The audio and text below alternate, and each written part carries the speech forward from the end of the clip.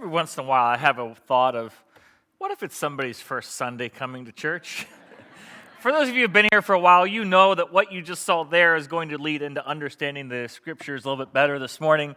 If this is your first time, though, just roll with it. Trust me, eventually it's going to come back around. We're looking through a series of Bible verses right now of times where God just steps in and says, this is what is better between these two options.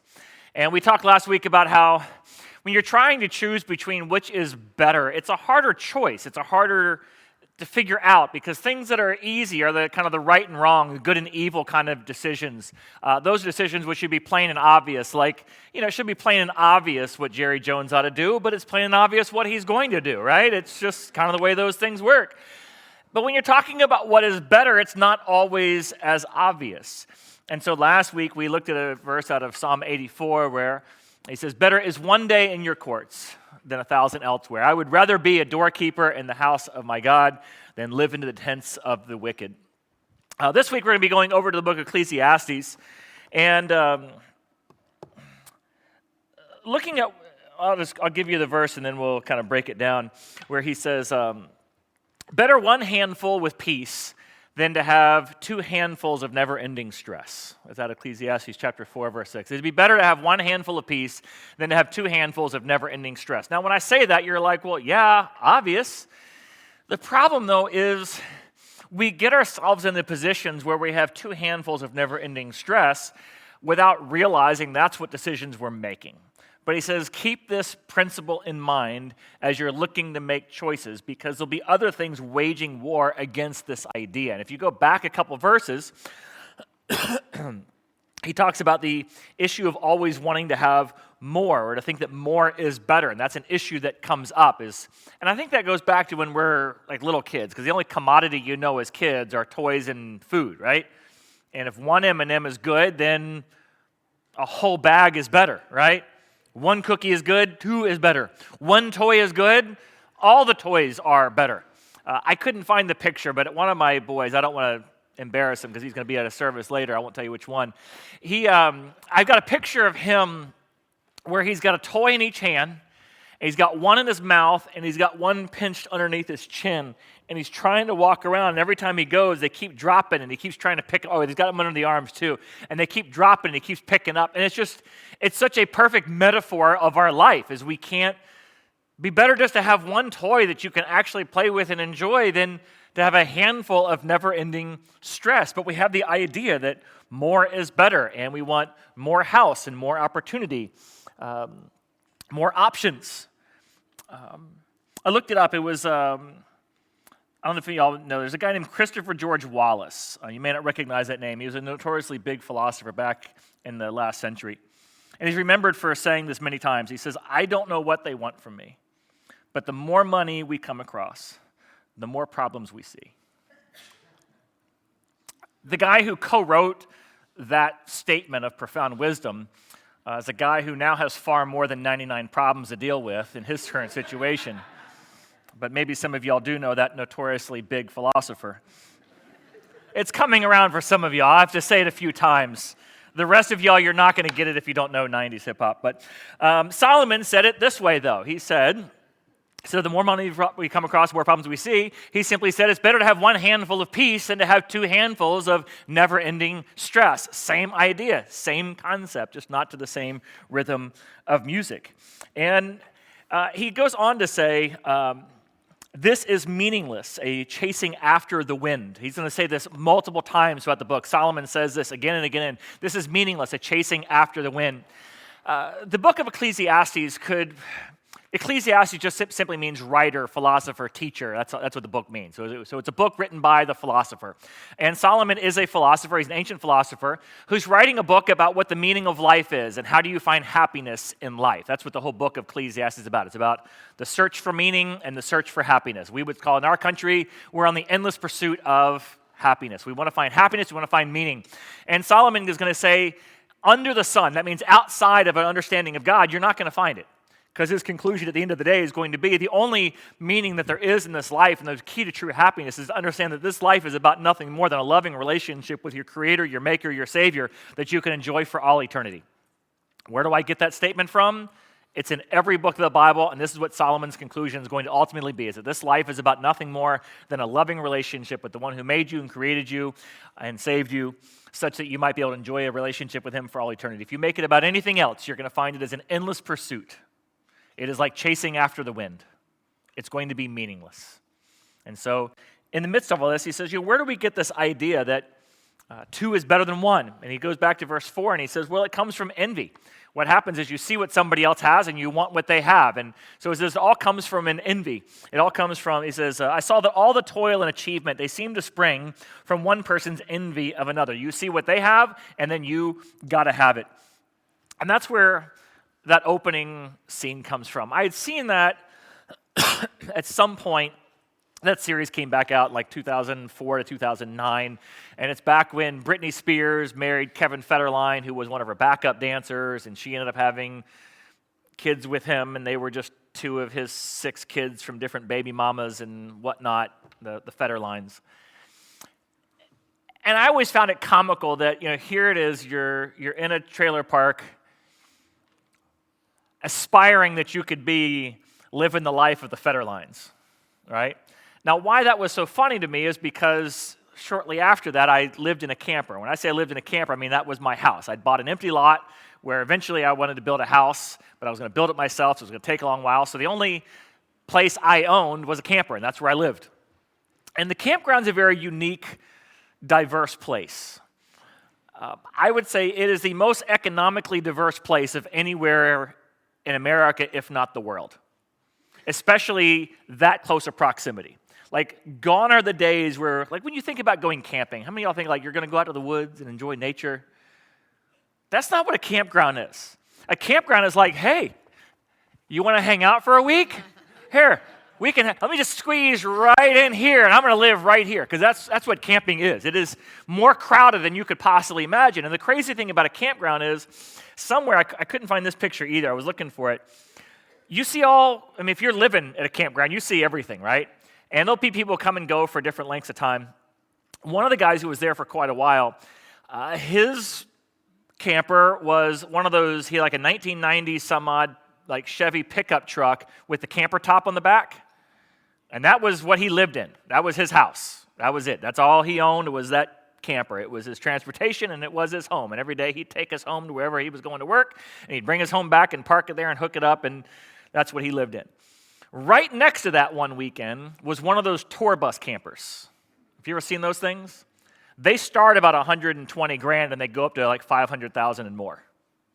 So you literally have a guy who has his whole life savings is summed up in $10,000 is what he's living in, right next to a guy who's got upwards of $300,000 of disposable income to buy something he might use a few weekends a year.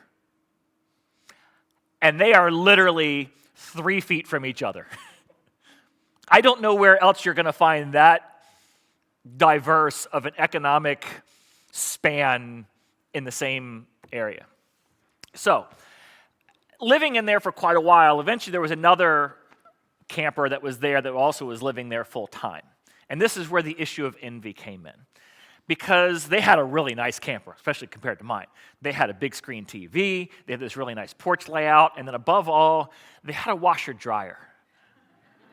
Now, if you don't have a washer-dryer in your house, you know what an amazing luxury it is to see somebody who's got a washer-dryer that you don't have, especially if you're staring, you can see it through their window. Through one window, I could see their washer-dryer, and through the other, I could see their big screen TV. And that clip always came to mind because I would always call them, I don't know what their names was, we just always called them the Federlines. It's like, man, it must be nice living life like the Federlines over there with that washer-dryer and that big screen TV. Because no matter where you're at, there's always somebody above you and there's always somebody below you, right? And even if you think you're at the bottom, trust me, there is somebody below you. And I don't know who they are, but I found a way to describe them recently. I was at a thrift store, and I was over in the white section of the thrift store. That's not a racial term. That's how thrift stores are laid out. They're laid out by the colors of the clothes, right? So if you're in the white section, you go over to the white section. I wasn't looking for this. I was looking for a T-shirt, but I found my new definition of the brokest you could possibly be at the thrift store. They were selling used tighty-whities for a quarter. Knew they cost $1. Just let it sink in for a minute when you're at the point where you can't buy new tighty-whities. I don't think there's a lower level of broke. Anybody? Anybody think there's a lower level of broke than used tighty-whities? I mean, wouldn't you save for that? If there's anything you're going to save up and splurge on? No? Okay, maybe it's only me. To me, that homeless guy should just put out, need new drawers, don't want to buy used. Anything will help. You with me on that? Right. So all that to say, somebody's looking up at you right now and going, must be nice to have new drawers, right? Somebody's looking up even where you're at. All that to say, we all are motivated by envy, what we see somebody else have. And of course, now with social media, you're seeing what everybody else has 24/7, 365 days of the year. And even though it's not even what they really have, it's just an image of what they have or what they have on occasion or what they've rented. We like the image of the whole thing. Anybody familiar with, probably familiar with the term keeping up with the Joneses? Anybody know where that came from? Anyone? I looked it up recently because I kind of had to know, where did it come from? It came from a cartoon strip back in 1913 called Keeping Up with the Joneses. And there was a family named the McGinnis family, and their neighbors were the Joneses. And so the whole comic strip was basically illustrating this proverb out of Ecclesiastes. It's better to have one handful of peace than two handfuls of endless stress. And so the McGinnis family was always envying what the Joneses had. And the hilarity of the comic strip was all about the things that they would get themselves into trying to keep up with the Joneses. The Joneses are never shown in the cartoon, but they're referred to in almost every one of the I went through and read several of them. They're referred to in almost every one of the comic strips. What the Joneses have, and the Joneses doctor, and the Joneses car, and the Joneses, and everything else is what the Joneses have. And then they get themselves into all kinds of messes trying to keep up with the Joneses. That's where the whole origination of it's from. Because we're always about comparing ourselves. We're comparing where we're at, where our marriage is at, where our kids are at, where our house is at with somebody else around us, because we're always looking to compare ourselves to something else. One of the great quotes I was reading on this was looking up for different ideas on this. I guess in one of Jordan Peterson's book, he writes, he says, never compare yourself to where somebody else is at right now. Rather, compare yourself to where you were. Because it's not fair to compare yourself to somebody else. No matter what. There's nobody else who is you. Everybody starts from a different place. Is that a fair statement? There is no equity. There is no equality. Everybody starts from a different starting place. There are people elsewhere in the world that look at you and say, I wish I had what you have. Most everybody else in the world wishes they could just have what you have, regardless of what you have or don't have. And so you can't compare yourself to anybody else because their path hasn't been your path. Rather, the only person with your path is you. And compare yourself to where you were a year ago, 5 years ago. Am I doing better? Am I progressing better? Am I on a good path or not? And if I'm not, I need to make some changes. And if I am, well, then I need to keep going and doing what I'm doing. I can only compare myself to myself. But Solomon just comes back, he goes, part of what gets us into this idea of getting to this two-handful life is we think we have to have what everybody else has. And it comes in two primary areas, the two commodities of our life, time and money. When it comes to time, we don't call it time. We don't spend time. Rather, we call it opportunity, right? Because nobody wants to have a limited number of opportunities. You want to have an endless number of opportunities. You want to increase your opportunities, right? Isn't it great to have opportunity? Opportunity is great. And so we get presented with opportunities and we feel as though we're going to be missing out if we don't take the opportunities that we have. When you combine keeping up with the Joneses with FOMO, you've got a recipe for a two-handful kind of life. Fair to say that? Because you don't want to miss out on it. There's great opportunities at work, opportunities for promotion, opportunities to make more money, to be a part of a bigger project. There's always opportunities for advancement. With your kids, it's all kinds of opportunities being thrown their way now. Anybody who grew up 20 or more years ago ever look at your parents and say, Mom, Dad, I think it's time we hit the road. I think you need to fund my dream, and I think we need to travel more than a minor league baseball team now. That just wasn't a thing.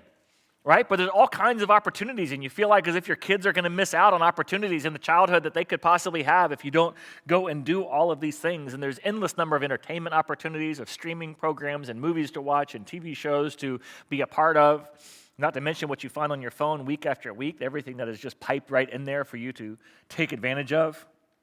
There's friends who want to hang out and need help and want to go do stuff with you, and somewhere in there it gets lost as church. And I got to pause on the church thing. As I'm planning out this message, there's sometimes you'll read through the scriptures, and this is going to sound odd. It's almost like as if you'll read things in the Bible that are so practical. I stop myself and I go, how is this different than a self-help talk? You ever have that moment? I mean, everything I'm talking this morning is straight out of the Scripture. But I look at it and I go, but what's the spiritual value here? Why is God so big on this? To understand this, you have to go over to the New Testament. Jesus tells multiple stories. There's one about him scattering seed. So the farmer's out scattering seed. Some of it grows up, some of it doesn't. Some lands on rocky soil, some lands on fertile soil. All different kinds of soil. Some works, some doesn't. He tells another story about a banquet where he says, go out and invite people into the banquet. And a bunch of people who get invited don't show up. So he says, go out and invite anybody and everybody you can find for them to show up.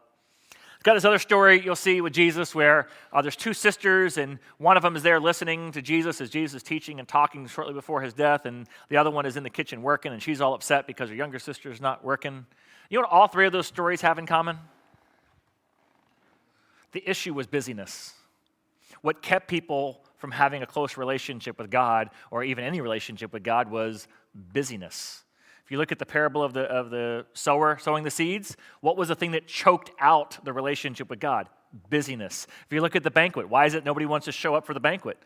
Busyness. Why is it that Martha is in the kitchen and not there listening to Jesus shortly before he is crucified? Busyness. Busyness is the issue. You know what the number one reason is that people quit going to church? Busyness. I just got busy. Whether it be they got travel games on the Sundays or whether it be they just need to sleep in. I mean, after all, what other day do you have to sleep in? It's my only day. I need to catch up. I need to mow the yard. I need to catch up on things because that's what we do. We don't have free time anymore. Something's got to give, and usually what gives is God because he's so giving. And so we take and we take and we take from God. Isn't it kind of interesting that 2 of the 10 commands already deal with something we've talked about? Don't envy and take time for God. Take a day off. Take some rest. It could maybe be a thing that God thinks is very important. And it's the busyness that's going to crowd it out. I was reading some other stats about all this. It says something changed in American sociology in the 1990s. In the 1990s, for the first time, there was the full avalanche swing to the other side.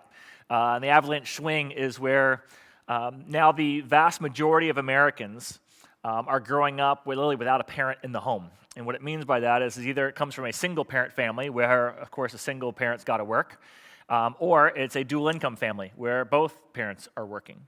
Because in order to afford life as it is now, that just becomes a requirement. And so what ends up happening is that what used to be free time on the evenings or weekends now got gobbled up with the other necessities of life, like groceries and errands and laundry and doing homework. And what gets squeezed out of all that is family time, social time, church time, because those are the things that give. And so you have a family that no longer spends time together. You've got people who no longer have time for friendships. And then, of course, God's going to get lost in the shuffle. When you ask anybody, hey, how are things going right now? After they tell you they're fine, if you press a little bit further, the next thing you're going to say, well, it's just really busy right now. How many of y'all are on a busy time? Is this a busy season? Coming back to school? No? Yes? No? A couple of y'all? The rest of y'all got free time, I guess.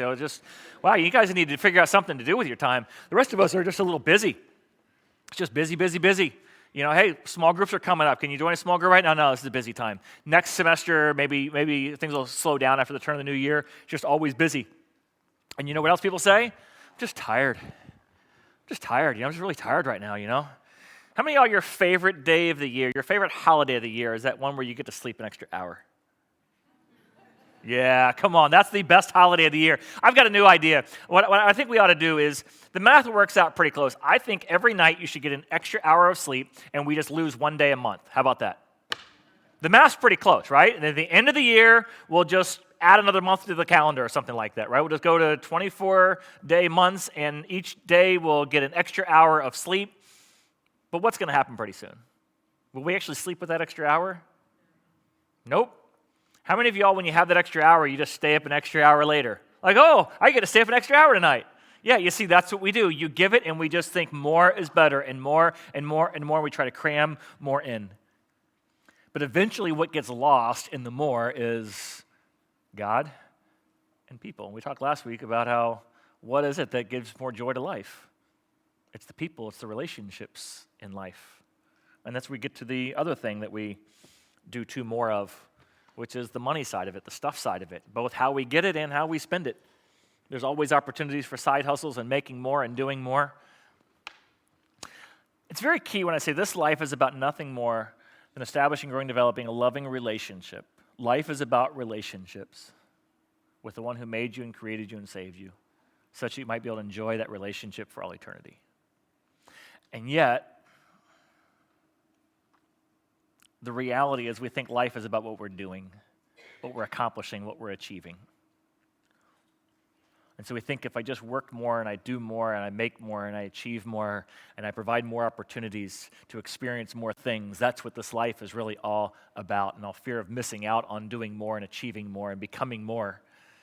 And all the while God's saying all of that is wasting away. It's all temporary.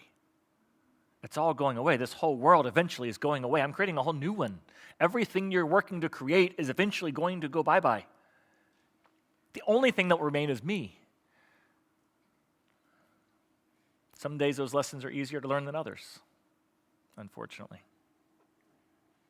And then I don't even really need to get into the whole spending money thing. We all know that's an issue. The principle he's coming out of here is the place where you enjoy life is in the margins. Free time and extra money. Two things nobody has, right? Free time. For anybody in here who has free time, let's face it, there's something else you probably should have been doing during what you called free time, right? I got all kinds of free time at work. My boss don't have me doing nothing. I'm not quite sure your boss would see it the same way, but, right, free time. And then, you ever watch those home shows where people are going to like shop for a house? At the beginning of the show, they'll always say, well, our budget is this. And then the realtor always just shows them something a little bit bigger than the budget. And wow, that's so much nicer. And what do they end up doing? They almost always buying the house that's just a little bit over their budget. And it doesn't seem like a whole lot. Let's just say it's $300 a month, more in mortgage. Let's not even add in all the other costs that a bigger house is going to bring. Let's just say $300. What do you think you'd enjoy more? The extra of that house for that $300. Keep in mind that means you're going to have to work a little bit more, fewer hours at home. What do you think you'd enjoy more? Working a little bit extra to have that money to afford that house, or let's just say you had 3 free nights a week and $300 to spend every week.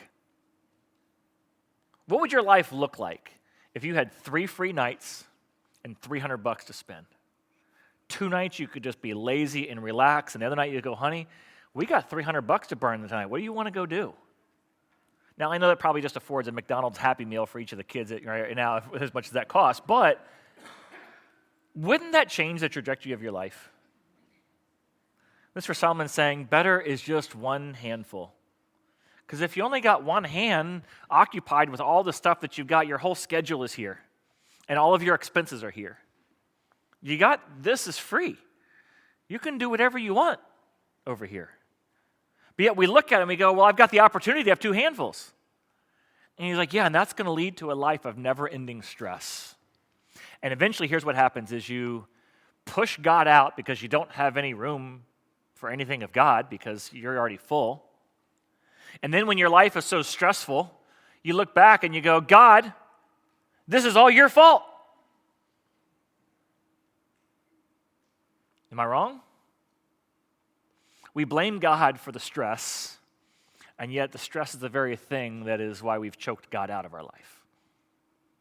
And you begin to see the spiritual value of God just simply saying, I would rather you live a one-handful life. Develop and enjoy a relationship with me and the people who I've placed you in this world with, such that this is a relationship you'll have for all eternity.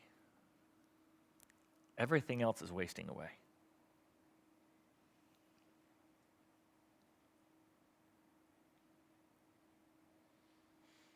There are times where that becomes very vivid. And you look back, and everybody always says, I'm so glad I spent the time with them. And I'm so glad I spent the time with God. Few people say that about all the other stuff we cram into our schedule and spend our money on. That's the spiritual value here. That's why it comes up again and again with Jesus, and that's why the wisest philosopher ever lived says, if you're looking for the right life, make time for the relationships in God. Better as one handful of peace than two handfuls of never-ending stress. Would you with me as we close our time in prayer? God, I thank you for this reminder of something that seems so basic and so elementary, and yet is something that is absolutely seems impossible to master in this life that we live. Because at the moment of decision, we think the opportunity is better, and more money is better, and more opportunities for increasing our wealth is better. And it leaves us overstressed, overscheduled, and in debt. And eventually, God, it will push you out of our life. Interesting question. Sure is.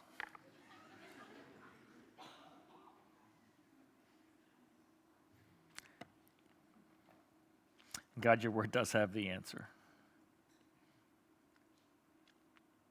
May we not forget that this life is better with just one handful and peace than trying to cram as much as we possibly can into a life that leads to never-ending stress. In Jesus' name we pray. Amen.